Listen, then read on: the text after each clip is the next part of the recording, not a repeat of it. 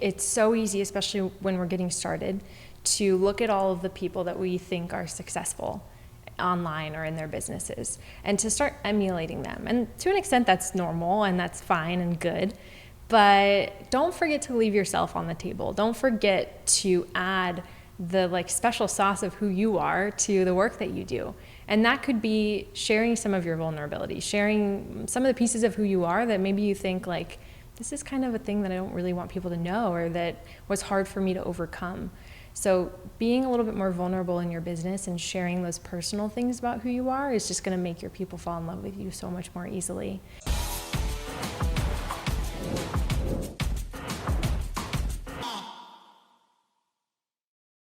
Hi there, this is Ajit Navlaka, your host at EverCoach and your host at the Business of Coaching podcast. And today, my guest is Melissa Griffin. I have been impressed with Melissa for the past year or so since I first got introduced to her by somebody who introduced me to listen to her podcast. And then I found her online content and I really thought she had something really different to say than what most people talk about. Which is why I wanted to invite her, sit down with me, have a coffee and have a conversation around how really can somebody think about creating content that is what she calls a pillar content. And with those pillar contents, how to really create a business around it that will constantly fuel your growth and your business growth, and how to really compound it over a long period of time. Now, when we started having this conversation, we quickly went into also understanding how to really write effective promotions and how to write great campaigns and what to prioritize and what not to prioritize. So in the next hour or so, you'll be hearing Melissa giving you a full lowdown on how to create content, how to really have that content get in front of eyes of people that really should care about it, and how to write promotions as a follow-up so they can not only listen to your content and be inspired by it, but be transformed by it, because now they're actually working with you. So I'm very excited to present to you Melissa Griffin. Go ahead and check out this episode. Thank you so much, first of all, for taking the time, Melissa. Thank you so much for joining in today.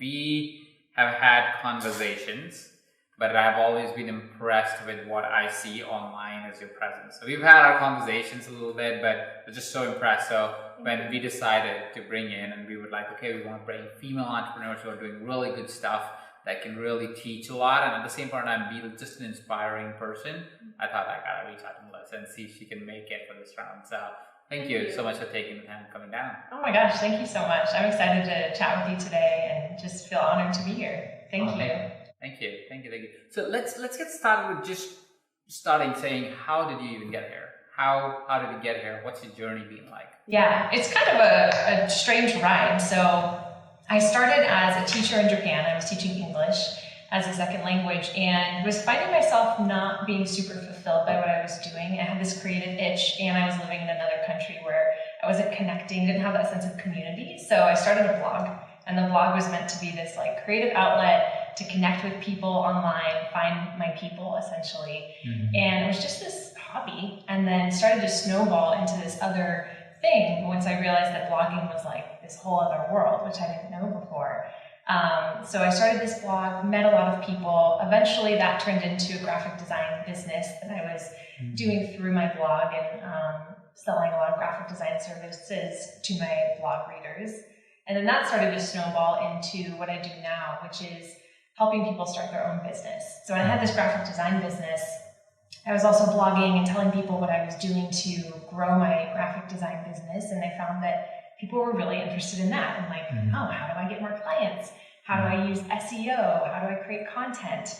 And so eventually I just started creating courses, doing retreats, speaking, created a podcast, and little by little just started working my way up and building these things to help people create their own business online. Oh, that's fascinating. So tell us a little bit more in context of blogging. Yeah. Blogging is something that was, of course, really, really popular a few years ago. That was the way to get started because, that was the platform to really have expression. Yeah. Social media wasn't there as much and so forth. So are you still blogging? Does that still work? Yes. So great question. I think blogging was the biggest reason why my business worked, especially in the beginning. It's how I grew a community, created that personal touch. It drove traffic to my website, and I still do think that it works. I don't blog as much anymore, but we're starting to get back into it now. I took a little break to try podcasting and creating videos, but still think blogging is one of the best ways to create a community online. Because if you think about any search engine, especially Pinterest and Google, people are typing in their problems all the time, looking for information to solve them. And what's coming up mainly are blog posts that people have written, and they've just found ways to get their content, those blog posts, up to the top of those search results, and then it drives traffic to their website. So I definitely still think it's a good solution, something that's worthwhile to do as a business owner. But I also think there's other things you can do kind of in tandem with blogging to create more of that personal connection and that community with your people. What is it that you go, okay, fine, this is what Melissa is today. I know you started as blogging, and I know you recommend blogging as well, but let's say if I had to say, how does your business look like right now in context of creating community, in context of creating conversation with people that may be your people? Right, yeah. So right now we do a mixture of a few things. So I would say it's blogging, our email list, Instagram, and then we'll throw in videos. So maybe it's a Facebook Live, maybe it's an Instagram story, or some other type of video, YouTube, or a free challenge that we do. So we kind of blend those 4 different types of content creation, but it's still very much based on creating content. Because I think that that's such an easy and great way to build that community, because I see content as kind of these 3 different things that you can create. It can be informational, it can be inspirational, or it can be personal. And you want to have a blend of those 3 different types of content wherever you are with your business. So we do that on those 4 different platforms, and I feel like that just adds a lot of different touch points, where some people are more likely to open an email, some people are more likely to watch an Instagram story, but we're bleeding them all together, sending people to all of our different platforms, and trying to build this community where it's all sort of interwoven together. Yeah, is there, because our audience tend to be coaches, consultants, trainers, educators, experts in different fields. Yeah. Just to take that lead of what you said, the integration of different formats of conversation, which I don't think enough people talk about, because people consume information differently, right? Some people like to read more, some people like to listen more, some people like to watch more, and people like to go between models as well, because that's depending on where they are situated at the time and what they're doing. So it's very interesting what you just said. At the same point of time, do you feel, considering coaches, consultants, educators, experts, do you feel that it becomes a little tedious as a task for people to be able to create content in all these various formats? Right, like, oh my gosh, I have enough things on my plate.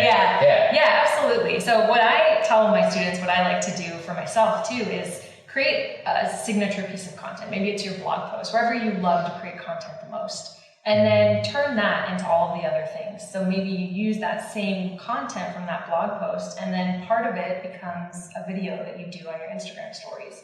Part of it becomes an email that you send to your people. Another part of it could be a Facebook Live, and you're using and reusing that initial piece of content that you made really in depth, that you worked really hard on, and then you're just picking it apart and turning it into all of these other things. And eventually you can even hire people to do that part for you. So it doesn't even have to be that you're creating 4 or 5 pieces of content. It can be you create the first thing, and then other people on your team are able to turn it into a video or turn it into an email, and then be able to almost seem like you're everywhere online. Because now you've got content everywhere, even though all you did was create that first thing. So how do you know what is your first thing? Like, what is your first thing? Let's just start there first. Do you like to write first? Do you like to do video first? I'm understanding this right? Yeah, exactly. Yeah, so I would say for me, I love writing. That's one of my first passions, is writing. I do like doing videos too, but writing is probably my favorite thing. So I'll write a blog post, and then we'll have a copywriter who will take that and turn it into an email, and turn it into an Instagram post, or even create like the outline for a YouTube video if I wanted to do something like that. So I'll create the blog post first. But you asked the question of how do you even figure out what that first thing is, which is a great question. So there's a few ways that you can go about doing that. One of them is just to listen. Listen to your clients, listen to the people who follow you already. What are they asking you for? What kinds of comments are they leaving? And what does it seem like you can provide? Like, what would be of service to those people that they seem to be asking you about a lot? especially when you're on sales calls, because I know that a lot of coaches and consultants are going to be watching this. So if you're on a sales call and you notice that you're getting the same questions or the same objections over and over and over again, that's a great thing to turn into a blog post. So now when somebody has that objection on a sales call, or when they're just browsing your website to see if they even want to click that like contact button to begin with, now they have this blog post that they can read that's in depth, that tells them all about why that objection doesn't need to be real, why they can kind of not believe it and hire you. So first is to listen and create content on those objections or those questions that your people often have. And then the second is to think about, what do I want to be known for? What mark do I want to leave, and what topics does that cover? So thinking about, like, what are the things that I really am passionate about sharing and teaching? What are the parts of my story that I really want to share with the world, and how can I get a little bit vulnerable about those pieces? Because I think content is just as much about sharing really useful information as it is about sharing a piece of who you are too. And that's where people are really going to connect with you and want to hire you over some other person. So yeah, I think it starts there with just listening and then figuring out what kind of mark do I want to leave, and then what are the first steps that I can teach of that thing, that process or that system that's important to me. I would think that at this point, it sounds brilliant, by the way. First of all, a really good piece nugget there, because you could go now, not just as a consultant or a coach, you could take that and go, okay, this is what I'm going to, at least topically, know what I'm going to talk about.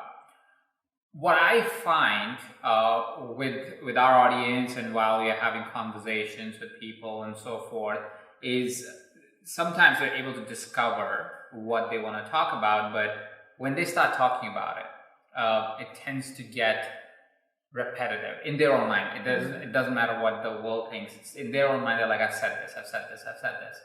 What is according to you is firstly, is that true? Does it get repetitive? Secondly, how do you get out of that cycle? Because that, of course, takes away the juice and the excitement of creating something. Right. Because you're just thinking, okay, I think I've talked about it.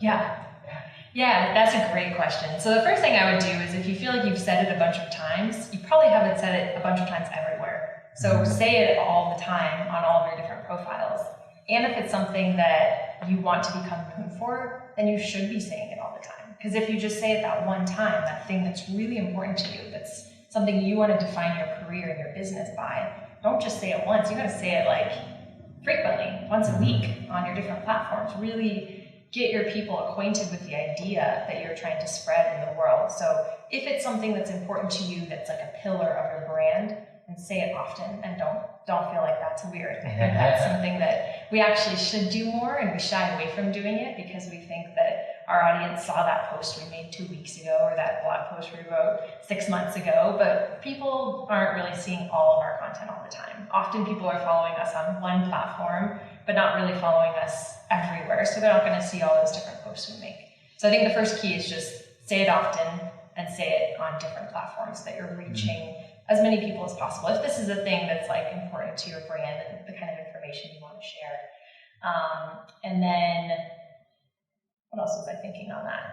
Yeah, so just saying it more frequently. Oh, and the other thing is, if you are only listening to yourself, if you're not taking in this kind of community feel, then it's going to be hard to create more content, because there's only so much in this well of content inside of you that you know that you want to share and get out into the world. But I think the real magic happens when you see this community that you're helping, and then you start to create nuanced content that serves those people. So what I see a lot of people do is they'll create a lot of content that they've been wanting to create, that's been living inside of them, and that's fantastic.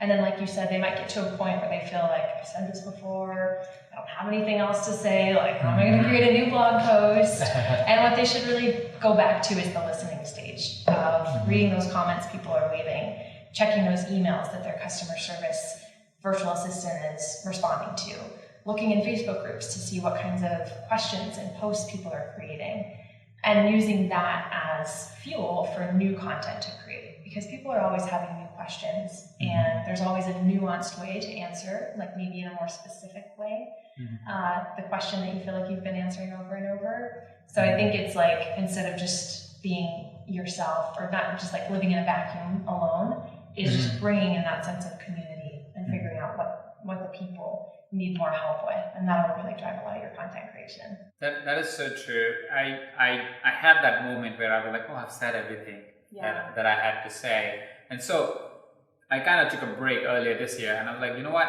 I'm going to just take everything that I've already written. I'm just going to tell somebody on my team. And this was mostly not for emails per se, but definitely for like my Instagram and so forth. I was like, you know what? I've said everything that I need to say. I can't write this one more time. Why don't we just post this and just maintain my account if something goes up? And we realized that there was literally no change in engagement. It was equally engaging. It was equal number of likes, equal number of comments. Because it almost was like I had said it, in my mind I had said it, but the people that needed to hear it hadn't heard it. So it was so interesting. We were like, this is the same thing that we posted like a month ago, and I'm posting it today. It's the same level of engagement, same level of comments. This doesn't look like that it has like less traction. It had the same amount of traction that it had a month ago, while it's actually a repeat post. So it was very interesting to find that data, and that's why I'm glad you mentioned it, that a lot of times you think you've said it enough times, but the people who have to hear it haven't heard it enough times, or haven't heard it at all, because like you mentioned, on platforms, not only that, not every person is on every platform, right? Right now, platforms push the content only to about 3, 5, maybe 10% of your all audience that follows you, or wants to listen from you, or hear from you. And that's all the platform is really pushing right now. What is your recommendation in that context? Today, at least the platforms owned by Facebook, which is Instagram and Facebook, their content is seen by maybe 3%, 5% of audience as initial. If you go viral, maybe 10% of your audience. But that's pretty much where it all caps out. What's your recommendation to individuals that are getting started right now, or have started and now are going, holy cow, I used to get 20% of people seeing what I was posting, now it's 3. What's your recommendation? Yeah, so before I answer that, I just want to bring in like a little stat that I heard recently. We've probably all heard the stat that people need to see something 7 times before they buy something. I recently heard that has gone up to like 25 times. They have to see it 25 with all the ads and everything that we're being pushed content for. They need to see it a lot of times. So exactly what your example was of, you didn't realize that people would still be engaged with this thing that you've already talked about, but they actually need to see it a lot of times before they're ready to like take the next step. So just even more fuel in the bucket of say it more than you think you should. Yeah. And then with the algorithms and building a community and creating content, like you were asking, I am a huge fan of creating an email list. That's my that's like my jam when creating a community. I start with a blog post and I try and just funnel as many people in our community onto our email list, because if they read a blog post, great, but there's no real reason why they would come back or remember to come back to that blog post or to my website in general if they don't sign up for something. So I do have a presence on Facebook. We do Facebook Lives. I have an Instagram where I do Instagram stories and posts, but those, in my opinion, aren't my main ways of growing a community. My main way is through my email list. And it's for a lot of the reasons that you just mentioned, where with a social media platform, you're really at the mercy of these social media platforms ranking you in their algorithm, showing your posts to your followers, and it's not chronological, so you're hoping that you're like at the top of the feed. You've got the right time and the right first comment, so it shows up somewhere. Yeah, you're like in the middle of your birthday party, like trying to get the right time and just thing, not being engaged with the people there, right? So that part, I think there's value to social media for sure, especially in the personal context of sharing more who you are. But I think for an email list, some of the benefits are that they are chronological, so you don't have to worry about like somebody's email going ahead of yours if yours was sent after theirs. It's all chronological.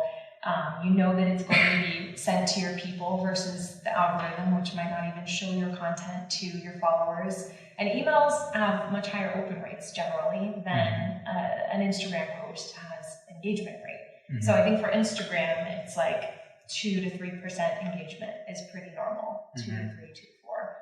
But for an email, open rates between like 20 to 50% are pretty normal. So just thinking about like, do I want to create content and have 2-3% of my followers see it, or 20 to 30% of them see it. It just seems like a no-brainer.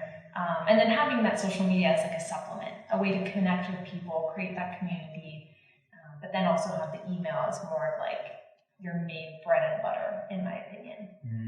That is so interesting. The stats that you just mentioned, I hadn't thought of it in the way you just mentioned. It's like, think about it. Right now, your social media, like I think if you have 2 or 3%, like on an Instagram post, if you have engagement rate, which basically is literally even a like is counted as an engagement rate, which may or may not really be engaging. It could just be a like for your photo, not really a content, which is a coach, consultant, expert. That's not what matters. If I have an e-commerce store, that's all matters, because you are the photo image, you like it, means you kind of are engaging with my product. But as a coach consultant, I want them to read what I wrote below the thing, or as whatever the code is. But the engagement to 2-3% is considered really good.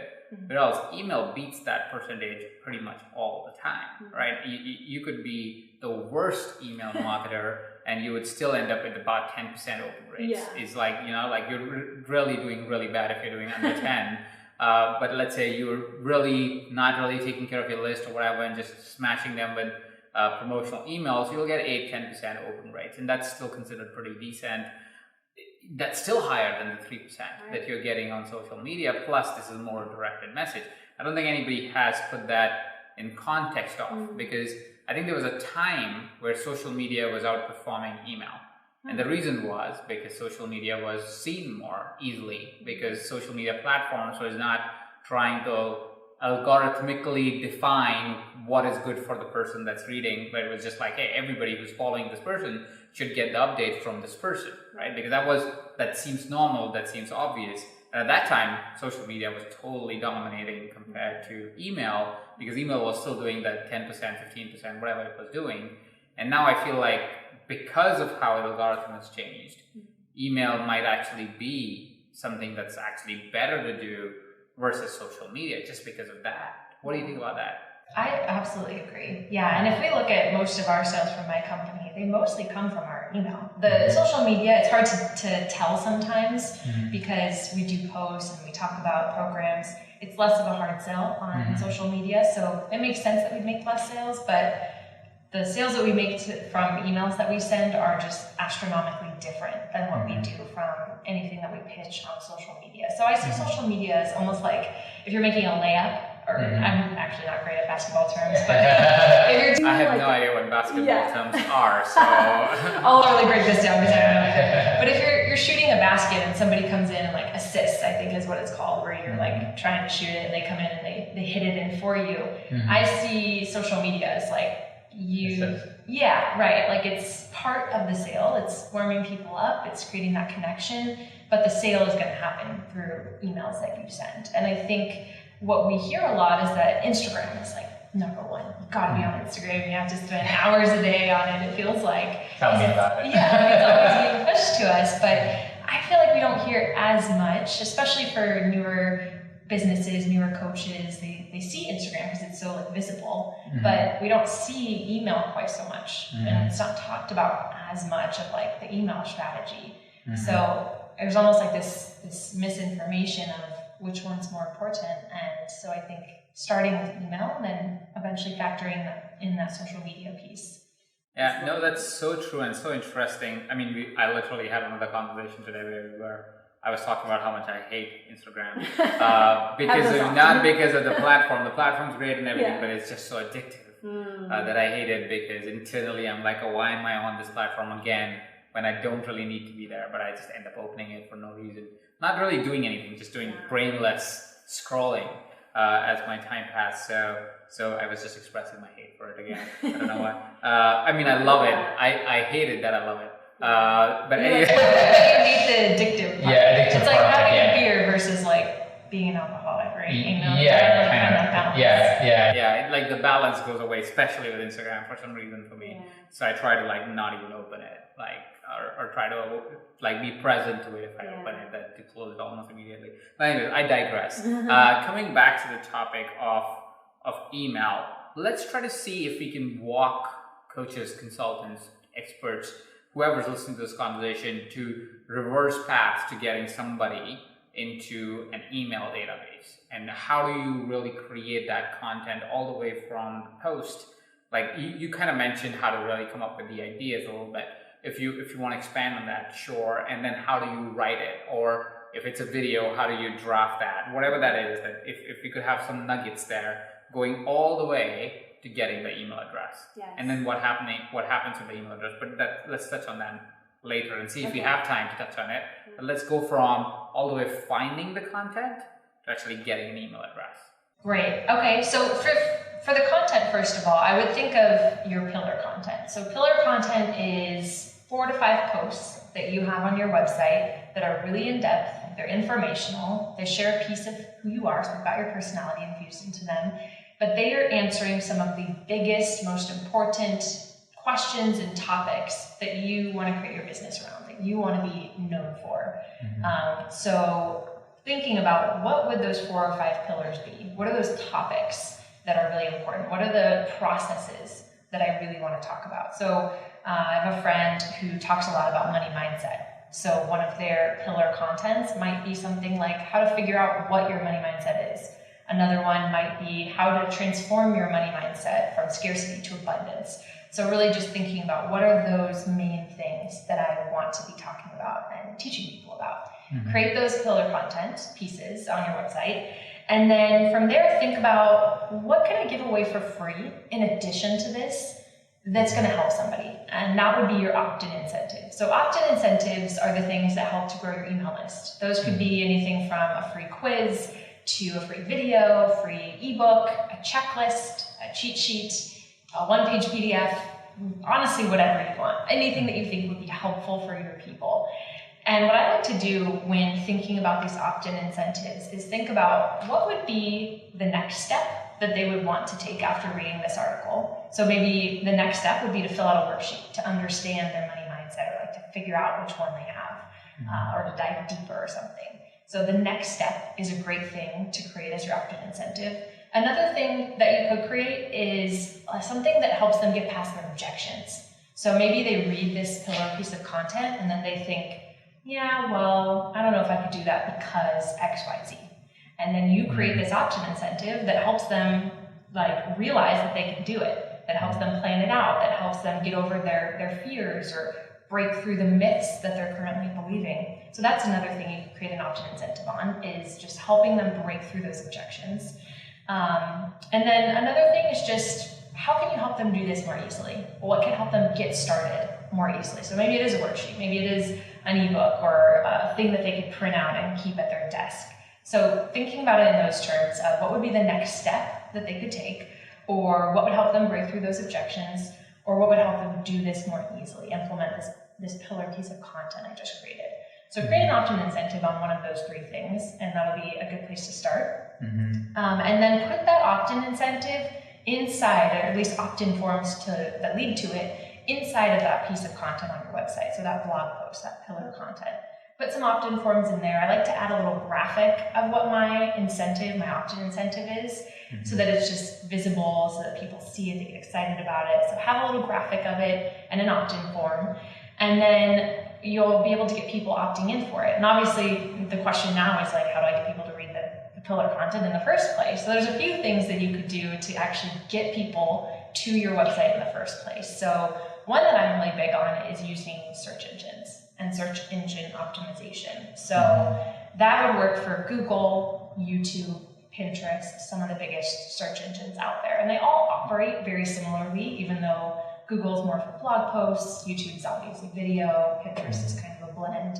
But really what you want to consider is that all search engines run based off of keywords and search frequency. So you want to do a little research, see what are the keywords or phrases that someone's going to be searching for on Google, on Pinterest, or even on YouTube if you create video. And how does that keyword relate to the pillar content you just wrote? So find those keywords, plug it into that blog post you wrote, plug it into the headline. There's some really simple SEO practices that you can implement into all of your content, and it'll just help to drive traffic to your website. So that's one, is just really utilize some basic SEO, and I can go more in depth on SEO too, if we want to talk about that. But that's a great way to just drive continuous traffic to your website, where you can just create content that just gets people to your website for years and years to come.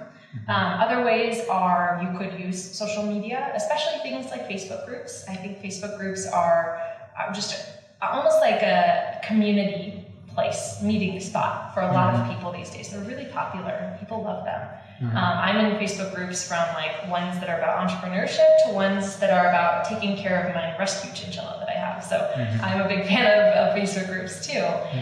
So you can go into Facebook groups, find the questions that people are asking on the topic you just wrote a blog post about, and then just leave a comment and say, oh, hey, I just answered this question with this blog post. And if it's going to be this in-depth blog post, it's got this opt-in incentive attached to it, then you're going to drive some traffic and get those subscribers.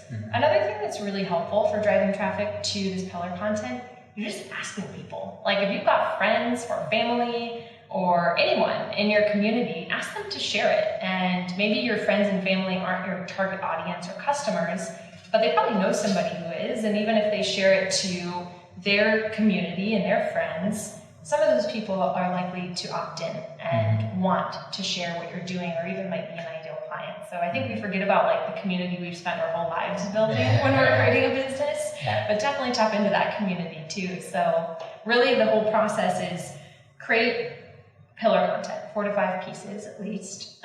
Create an opt-in incentive to go with that pillar content. You could create one for each piece of content, or you could create personalized or individualized one for each blog post. Depends on your time. Totally cool either way. And then just drive traffic to it. And just really that's the biggest way, is just distribute it to as many people as possible to get them onto your email list. And then it'll start growing from there, especially if you utilize SEO, search engine optimization, to just drive traffic to it on autopilot. Very curious about SEO, but also before I get into it, and if you get into it, because I think I have a lot more questions around content, isn't SEO something that takes a lot of time? Like before you get traction on it? Yeah. So it takes a lot of time. It doesn't take a lot of time to implement, but it does take like 3 to 4 months to start seeing results from it. So that is a great question, because I don't want anyone to implement it and then be like, what am I doing wrong? Why isn't it working? It does take a few months, but once it starts kicking in, it doesn't stop unless you stop creating content.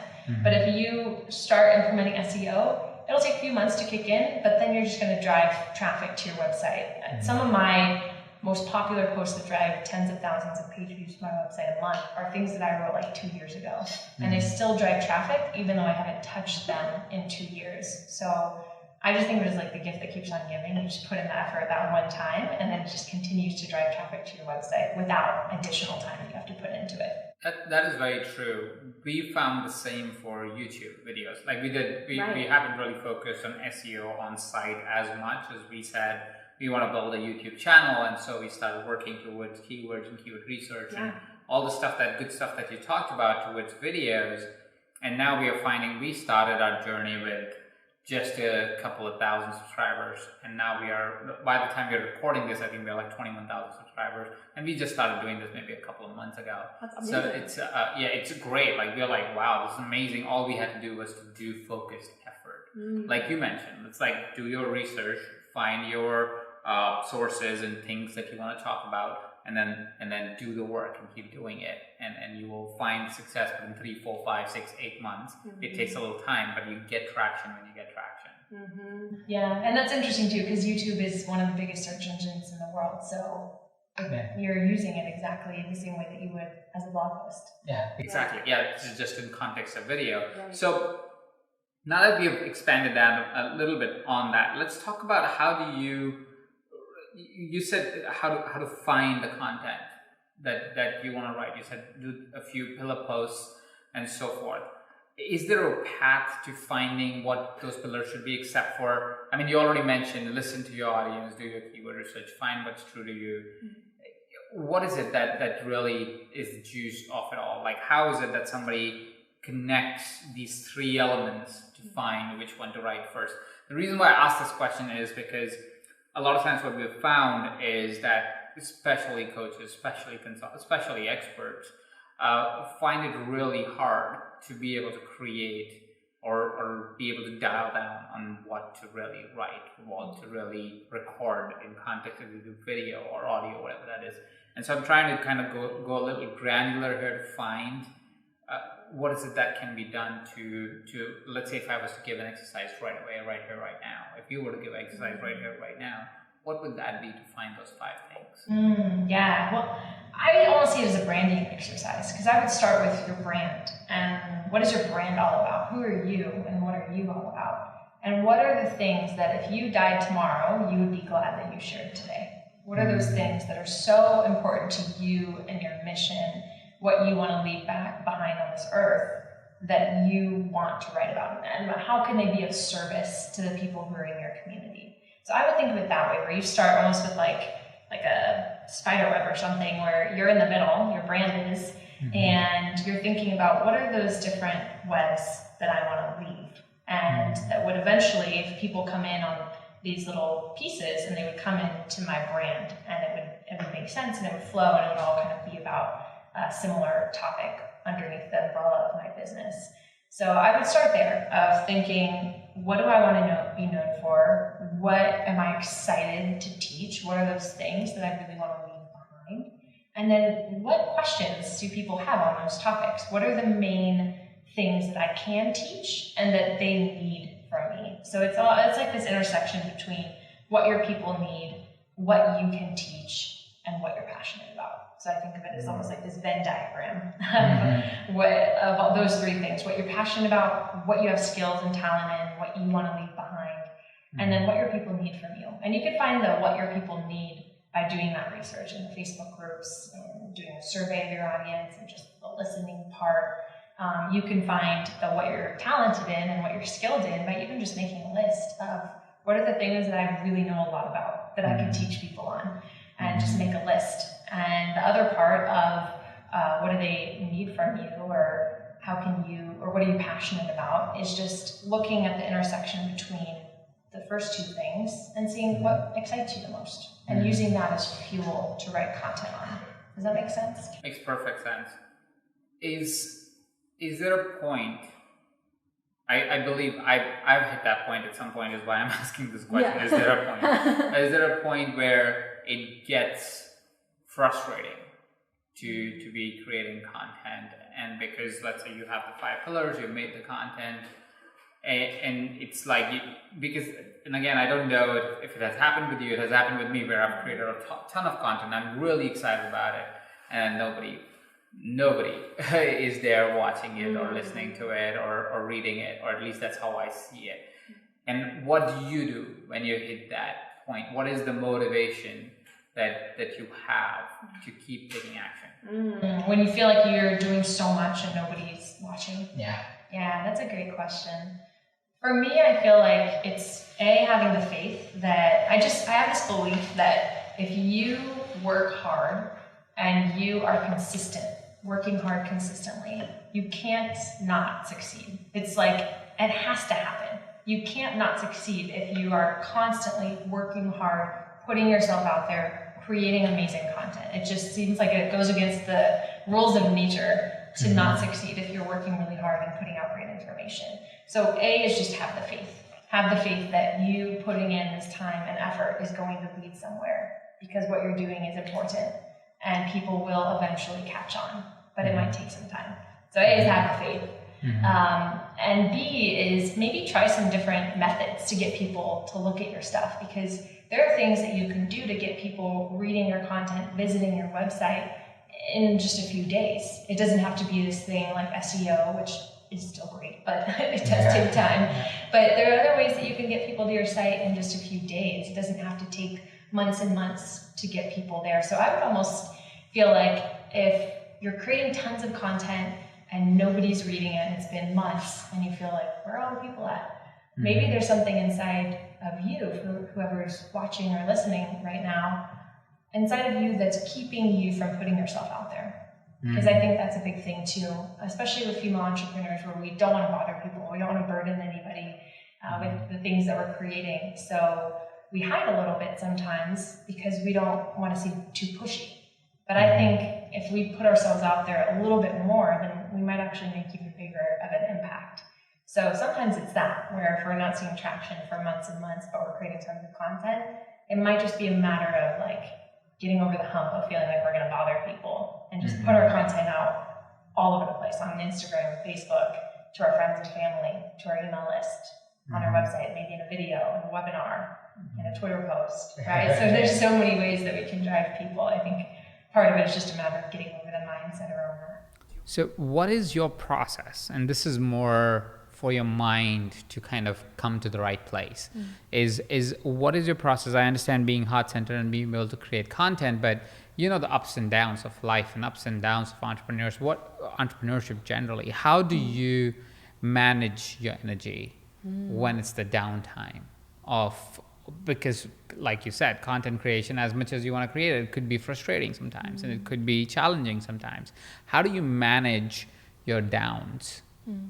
Do you mean downs in terms of when I'm feeling like You're feeling this down, sucks? Yeah, this sucks. Yeah. This sucks. It's Yeah, not nobody's working. watching. It's not working. Yeah. Especially it's not working, which is like all the time when you're starting something. Yeah. You know, it's a great question. The biggest thing that I would say is that the downs feel really down when your business is your entire worth, when it's your whole world. So what I see a lot of people do, especially when they're creating a business or even just really in the first few years of running a business, is that their business becomes their entire world.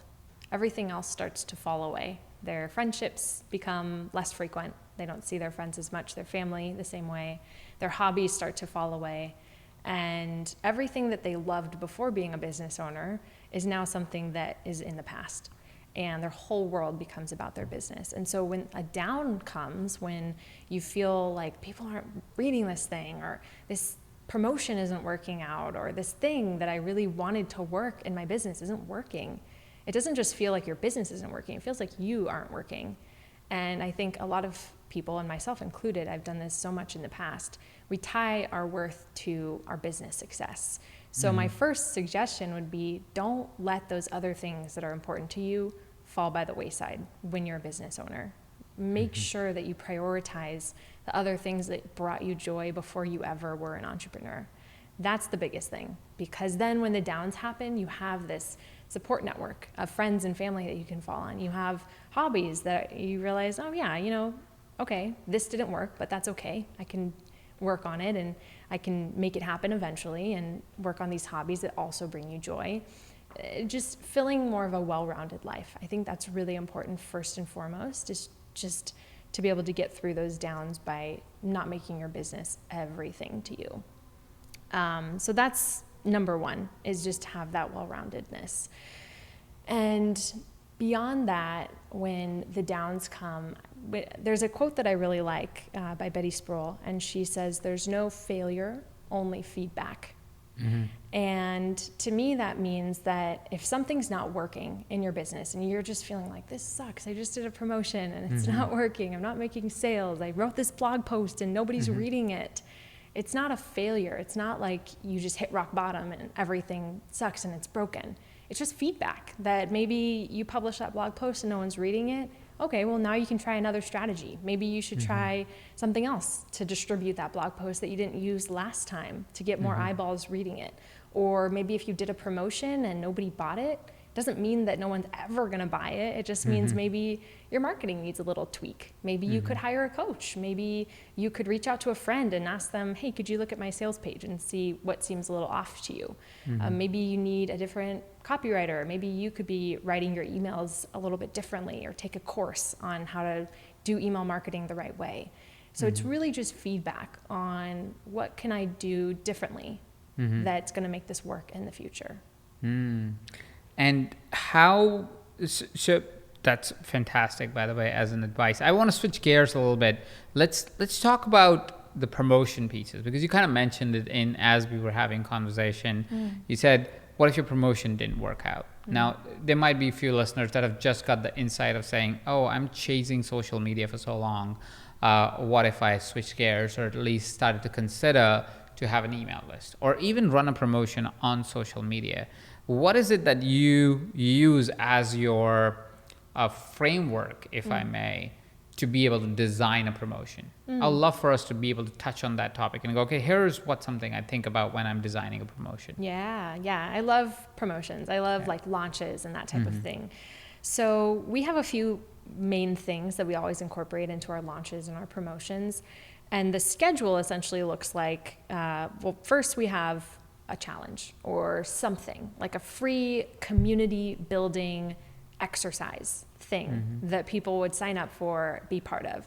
Sometimes that looks like a challenge where maybe for 5 days we send out an email every day with some information and then with an action item, a challenge item to get people to go take action on what they just learned.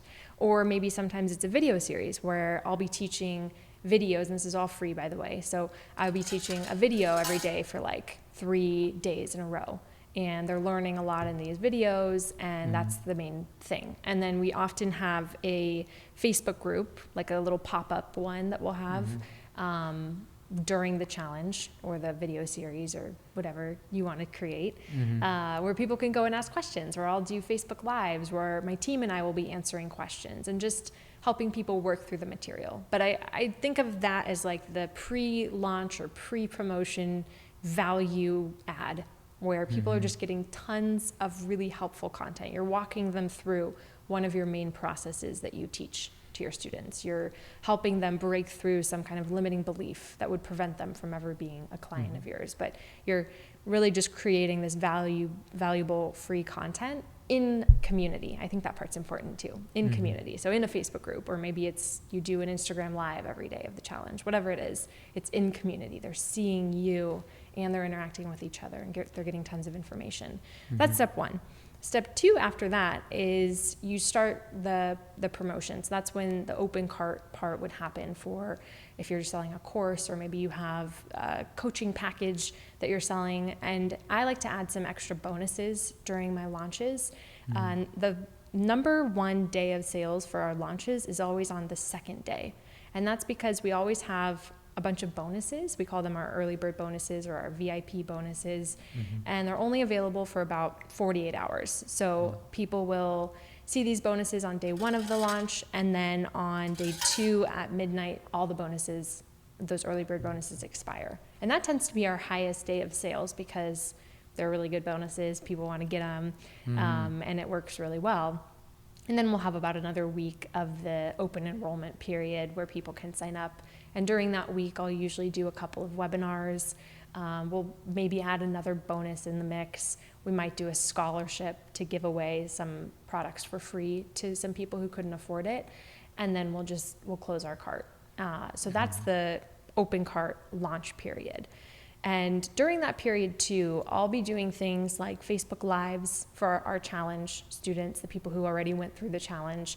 I'll be doing Instagram stories talking about the thing that I'm selling. I sell a lot of online courses mainly, but this would work whether you're selling courses or coaching or anything. So I'll do Instagram stories talking about some case studies of our past students who have gotten results from the course. I'll talk about the objections or myths that people might believe that are holding them back from enrolling. I'll talk also about my personal story as it relates to what I'm teaching in this program. Just creating more of that personal connection. So I talked a while ago about how I think there's 3 main types of content: the inspirational, informational, and personal. And so I try to infuse all 3 of those into the content that I put out during our launch, in the challenge, in the Instagram stories, in our ads even.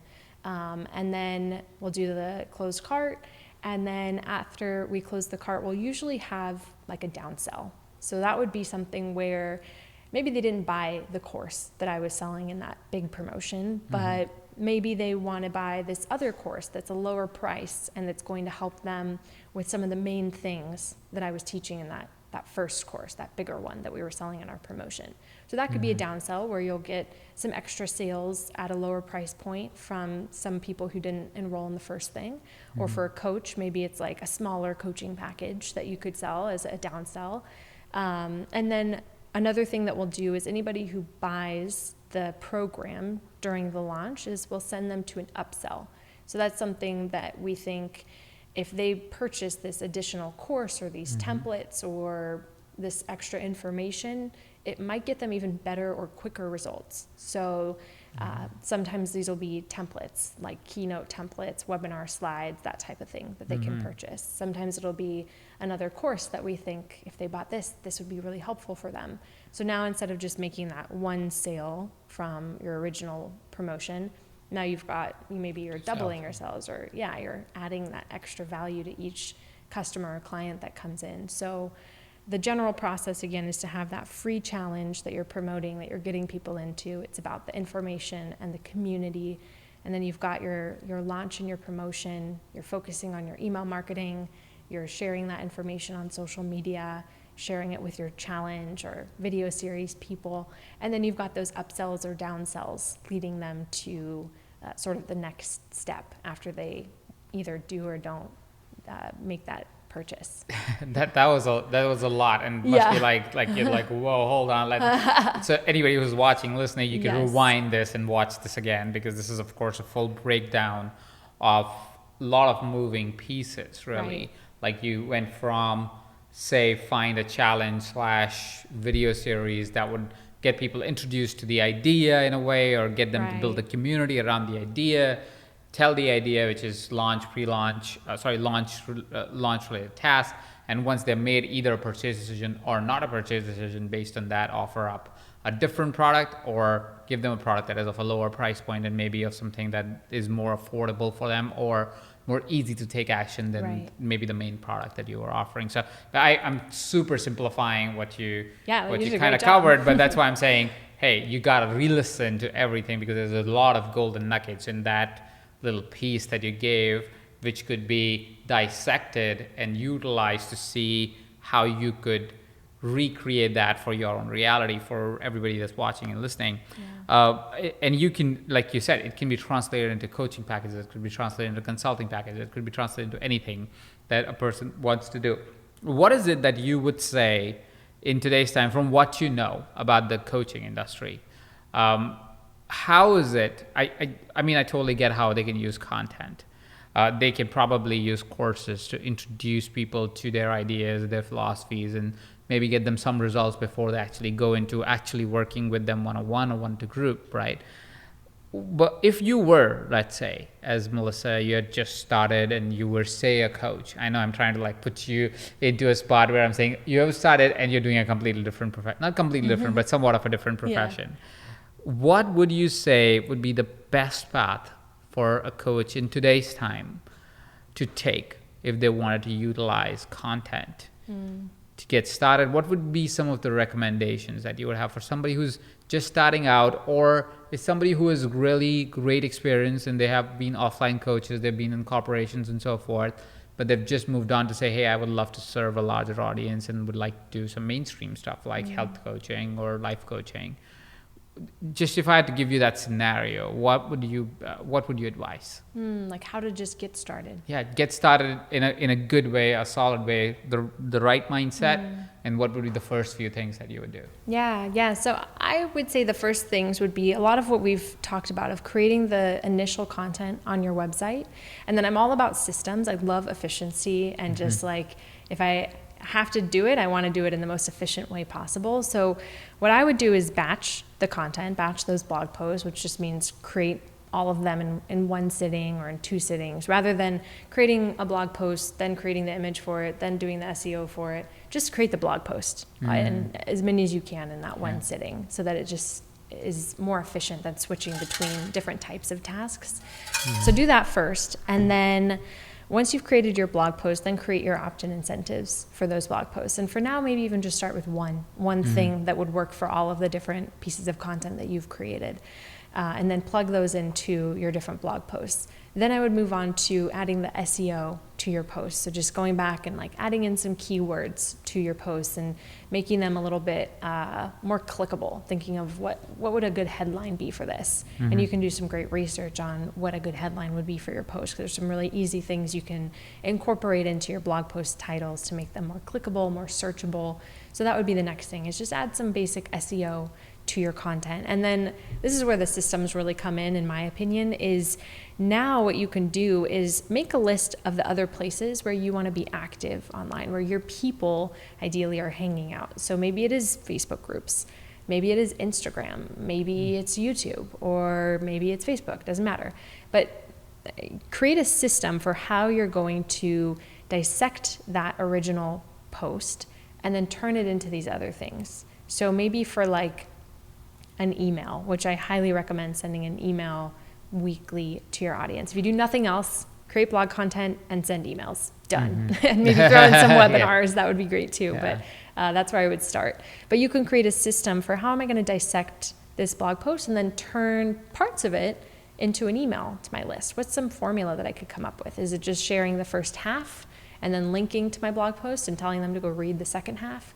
Is it sharing a majority of the content from that blog post in an email and just plugging in basically the same information, knowing that not everyone who's on your email list is going to read your blog posts. So don't worry about using similar content. And then thinking of your Instagram post, because you can turn one blog post into several different Instagram posts and Instagram stories. So that could be a great way to transform that blog content into things that you can post on Instagram or in Instagram Lives or Facebook Lives, even just using the same points that you teach in your blog post and turning that into a Facebook Live and then an Instagram Live, and then using like the Facebook Live video and making that a YouTube video by just uploading it to YouTube. So now you've got this whole empire you're building of content where you're attracting people in from wherever they're hanging out online, always linking back to that original blog post or at least to the landing page for the opt-in incentive you created, so that you're using your content as a way to grow your email list.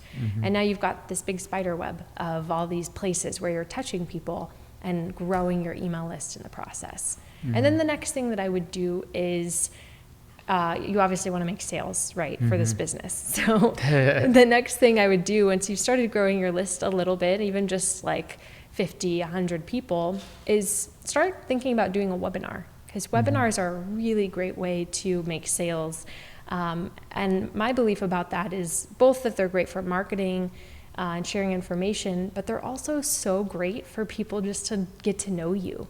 Because people, especially nowadays, where there's a lot of people talking about the same topics, where a lot of people have a social media presence, a lot of people are creating online courses, I think the biggest differentiator is, do they feel personal connection to you? Do they feel like they can trust you as a human being?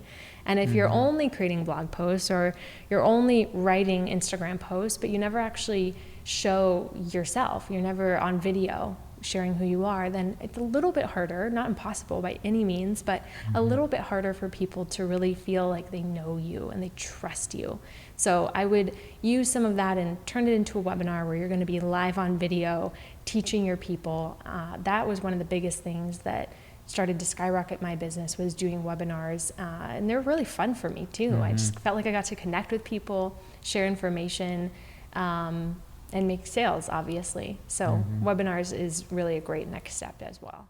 This was amazing. Thank you so much. There's so much juice, by the way, for anybody. We went all the way from learning about how to find what to create, how to get consistent on it, to email marketing, to launches, to promotions, to so much stuff. It's amazing. I think this episode is brilliant. But there's, I'm sure, something that I missed and I forgot to ask. So if there is something that you feel that it would be great, this as a nugget based on your own experience, like this is a nugget I feel people forget, what would that be? You know, I think we just were talking about it a little bit, and it's adding who you are to what you do.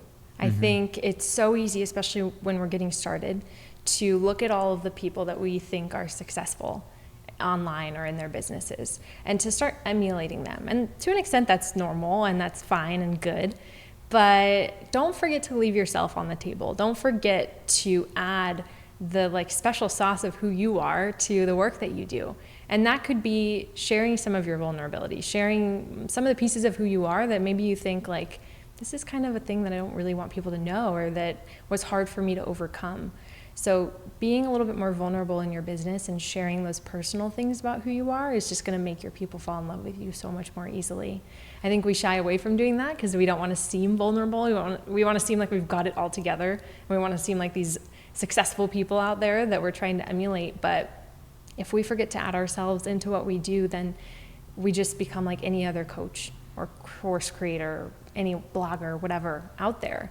So it's really that personal stuff that differentiates you from everybody else. You've probably, everyone listening has heard of the unique selling proposition, your USP. And maybe you're thinking like, well, I don't know what my USP would be because I do the same thing as so many other people. But it's like your USP oftentimes can just be your personality 100% expressed. What would that look like if you were 100% expressed in your business, not holding back at all, not trying to be a professional, and really just leading with the fullness of who you are and showing up as yourself in those videos that you create, in your webinars, adding your own personality and language into your emails and your blog posts. And for my business, that I think was one of the biggest things that helped my business to grow so quickly, was that I never shied away from being myself. And there were times when I definitely hid a little bit, or I was afraid or didn't want to share things, but I always tried to infuse my like quirkiness and just my personality into what I did. And even during those times when I like was in the emulating phase of like, I think I need to be like everyone else to succeed, I still was me at the end of the day. So I think that's big, is just be yourself. And then like we were talking about, find ways to incorporate who you are into video. So maybe it's hopping on an Instagram story or Facebook Live. And for people who haven't done something like that, it can be kind of scary, but until you do it, you're never going to get over the fear of it. And when you do it, I think you're actually going to enjoy it, because you'll probably get the most feedback from people when you start doing videos, positive feedback from people who are like, oh yeah, me too. I get that, or thanks for talking about this. People are going to resonate so much more deeply because they can see you and feel you and experience you so much differently than if they just read an Instagram post or a blog post from you. So find ways to do both, where you've got the personal touch, the 100% expressed version of you, with the amazing information that you have to share with the world. Thank you. Thank you so much for sharing that. And I do believe what you said is so true, that we forget to bring ourselves to the table. We just forget. We just feel like it's not enough, or not good enough, or just not needed, or like we hide, like you said. So I'm grateful that you brought that up as the closing comment. That's definitely something that I missed asking. So thank you so much. And thank you so much for taking the time today and just showing up for everybody that's listening and watching right now. Thank you. This was so fun. Thank you. Fun, Thank you for having me.